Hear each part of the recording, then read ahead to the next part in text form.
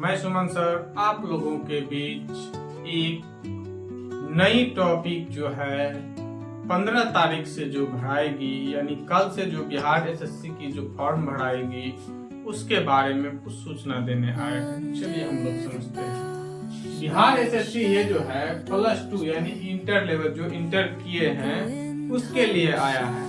जो बच्चे इंटर किए हैं उसके साथ आपको कंप्यूटर का भी डिग्री लगेगा, ADCA या DCA आप किए हैं, प्लस में टाइपिंग का भी डिग्री आपको चाहिए, हिंदी और इंग्लिश दोनों। आइए हम लोग जानते हैं। यह कल से यानी 15/10/2025 से आपका फॉर्म शुरू होगा और इसकी जो लास्ट डेट है 25/11/2025, यानी आपको टोटल दिया गया है 1 महीना 10 दिन। आप इसको भर लीजिएगा।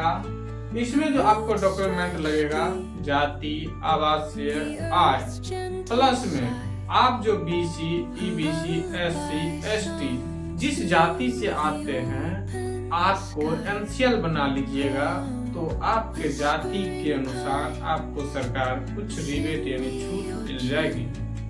अगला है, इसमें कम से कम जो एज होगा मिनिमम 18 साल होना चाहिए और मैक्सिमम आप जनरल से हैं तो 37 साल होना चाहिए और मैक्सिमम जो एज है लड़कियों के लिए 40 साल जो जनरल में आते हैं, या लड़का है उसको भी 40 साल, EBC है उसके लिए 40 साल, मेल फीमेल दोनों के लिए।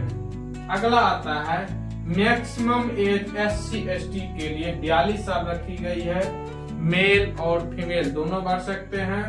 इसमें जो टोटल पोस्ट आया है 23,175। चलिए उसके बाद टोटल क्वेश्चन की बात।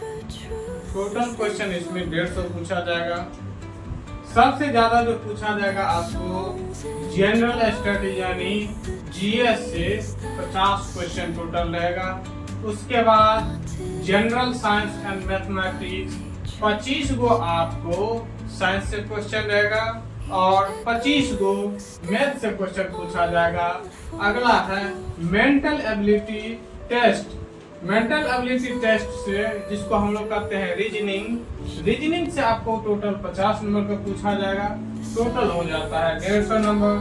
टोटल जो आपको समय दिया जाएगा 2 घंटा 15 मिनट। के बाद प्री जो होगा आप लोगों को रिटन होगा।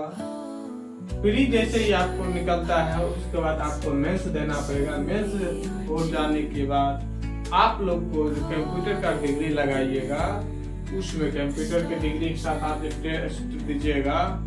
टाइपिंग आपको हिंदी और इंग्लिश दोनों में करना पड़ेगा। तो उसी को हम लोग कहते हैं स्किल। जिस पोस्ट के लिए आप एप्लीकेबल हैं उसके लिए आप जो पोस्ट भरिएगा उसके लिए आपको टाइपिंग देना पड़ेगा। टाइपिंग क्लियर होने के बाद आपको डॉक्यूमेंट वेरिफिकेशन के लिए बुलाया जाएगा। डॉक्यूमेंट वेरिफिकेशन जैसे ही होगा उसके बाद आपको मेडिकल एग्जामिनेशन यानी मेडिकल टेस्ट होगा।